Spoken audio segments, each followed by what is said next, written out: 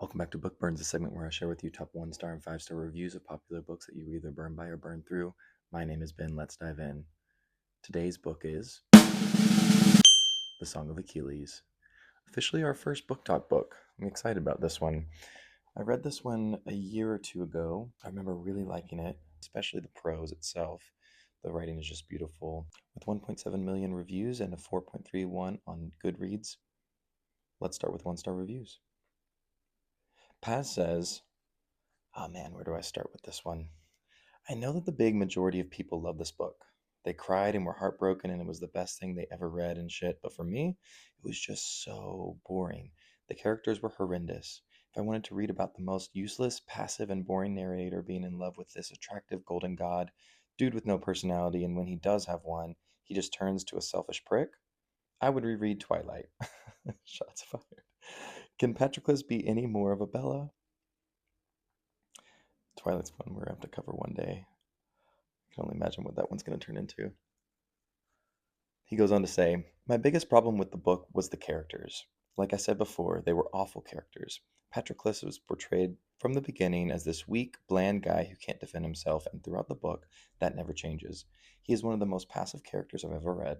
He is there solely to admire every physical aspect of Achilles.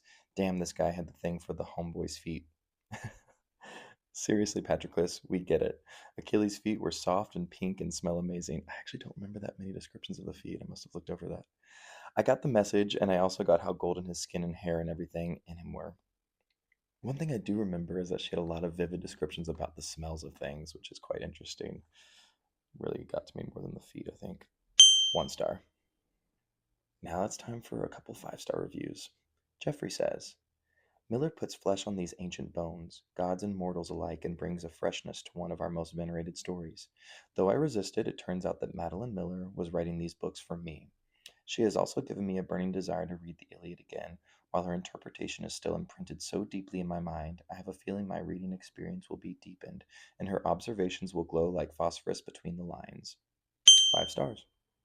Asterion says, can anyone please call my boss and let her know I may not go to work for a week or so? I need time to recover from this book that murdered me. I think getting a Brazilian wax wouldn't have hurt this much. I'm an ugly sobbing mess, running nose, and hair pulling included. I can't remember the last time a book made me weep so much. This is honestly the kind of book I would prefer. Zero dull moments, fast paced. Please do yourself a favor and give it a try. 5 stars. And there you have it. Those are some of the internet's hot takes on the Song of Achilles. Let me know yours in the comments and tell me which book I should do next.